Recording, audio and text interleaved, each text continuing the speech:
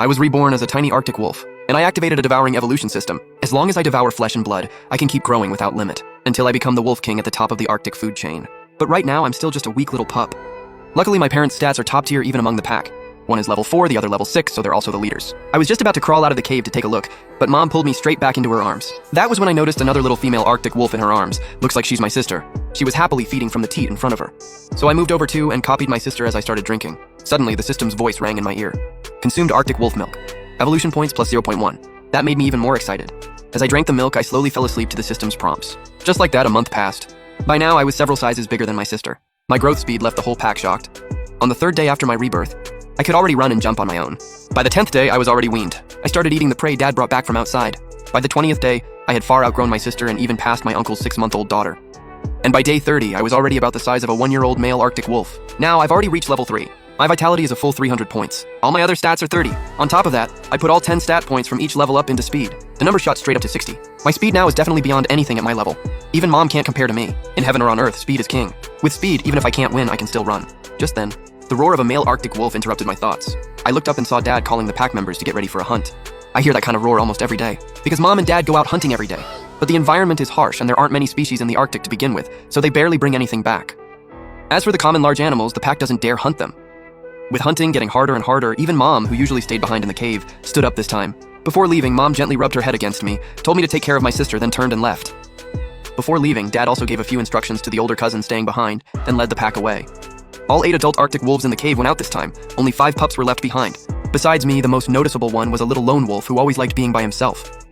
Mom and Dad found him while they were out hunting, and later they took him in. At just 3 months old, he was almost the same size as my 6-month-old cousin. His growth speed wasn't slow either. After the pack left, I thought for a moment and felt it was time to go hunting on my own. Because my appetite was getting bigger and bigger, even more than an adult Arctic wolf's. Mom and Dad already worked hard enough hunting, and these past few days they had clearly lost weight. They were obviously saving the food for me and my sister. That made me feel like it was time to share some of the burden. And with the devouring evolution system, I was destined to go out and experience battle and killing. So I did it. I let out a wolf howl and briefly explained things to my cousin.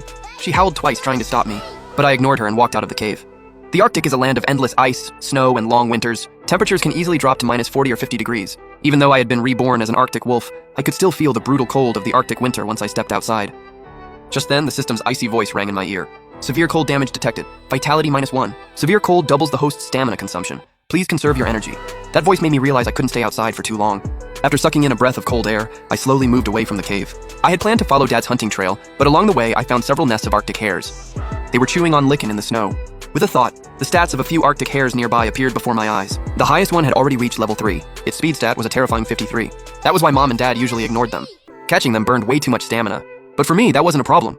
I hid my presence, pressed my body low to the ground, and slowly crept forward. When I got within 10 meters, the Arctic hares spotted me. They panicked and scattered in every direction. I suddenly leapt forward. My sharp wolf claws flashed in the air. Then I pounced as I landed. My claws slammed heavily onto the male Arctic hare's neck. The leading male Arctic hare collapsed into the snow. I immediately turned and chased after the rest of the prey. I successfully caught several young ones. Half an hour later, 6 Arctic hares lay scattered across the snow, and I had already burned through most of my stamina. I went straight up to the Arctic hare corpses and tore into them. Ding, host has consumed Arctic hare. Gained 1 evolution point. Hearing the system's voice in my ear, I started devouring even faster. Devouring every kind of food gives evolution points, but the most points come when eating it for the first time.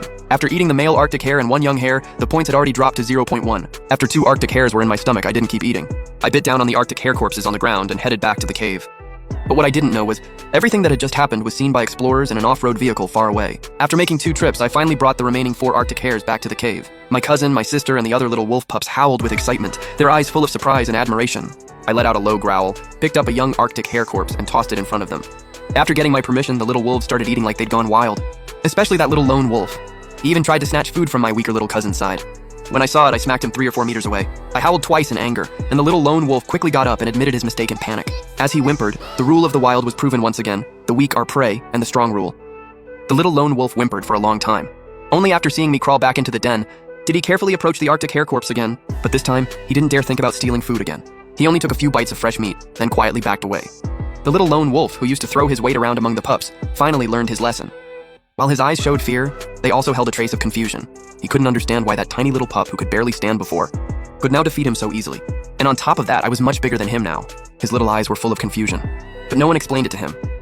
After 1 Arctic hare was eaten, the 4 wolf pups had full, round bellies. The remaining 2 young Arctic hares were left for Mom.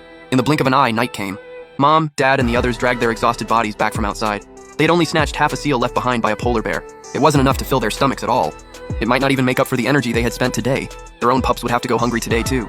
Thinking of this, Mom let out an irritated growl. If this kept going, the pack probably wouldn't last much longer. Suddenly, Mom's nose twitched. She smelled a strong scent of blood coming from inside the cave.